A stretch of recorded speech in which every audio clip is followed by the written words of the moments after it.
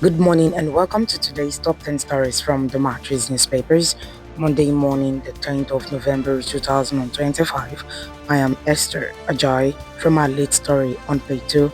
The re-election of Anambra State Governor Professor Chukwuma Charles Soludo has sparked a wave of protest from opposition parties, including the All Progressive Congress, Labour Party, and African Democratic Congress, who have rejected the outcome of the November 8 gubernatorial election, citing widespread irregularities and voter intimidation. Result not a reflection of people's wishes, opposition parties reveals. Let us in brotherhood embrace each other and move forward, Soludo appeals. Re-election testament to your visionary leadership, says President Tinubu. From the Governors Forum, you say Anambra poll proof of democratic maturity.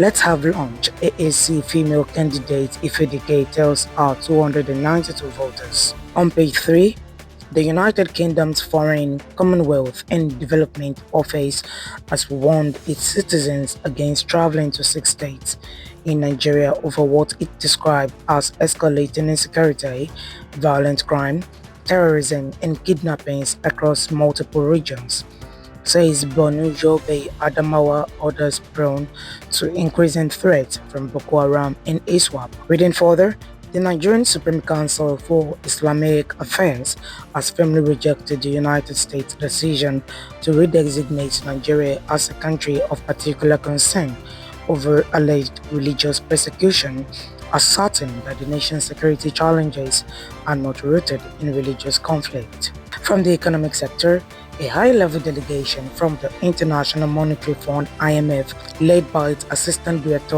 of the African Department, Mr. Axel Skimmelfeni, has met with the Minister of Budget and Economic Planning, Senator Abubakar Bagudu, in Abuja, Nigeria's capital, to discuss Nigeria's ongoing reforms and medium-term outlook and preparations for the 2026 to 2030 National Development Plan.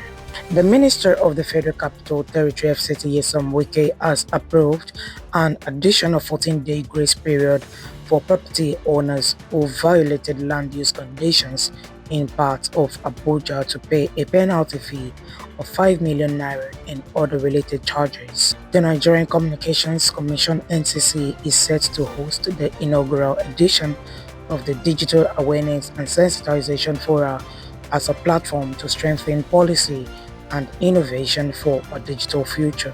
The Office of the Secretary to the Government of the Federation has signed a Memorandum of Understanding with the National Agency for Science and Engineering Infrastructure to digitalize the Federal Executive Council processes and completely operates paperless through the Cabinet Affairs Office responsible for coordinating the activities of FEC. Nollywood actress Regina Daniels has claimed that she was never legally married to politician Ned Nwoko, describing their union as lacking legal backing, and also admits to drug use. And on page 25 for sports news, Jeremy Doku scores the peak of the goals with a stunning calling effort as Manchester City soundly defeat Liverpool 3-0 at the Etihad Stadium to move up to second in the Premier League.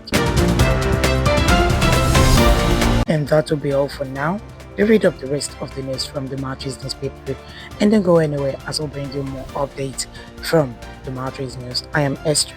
Enjoy. Do have a great week.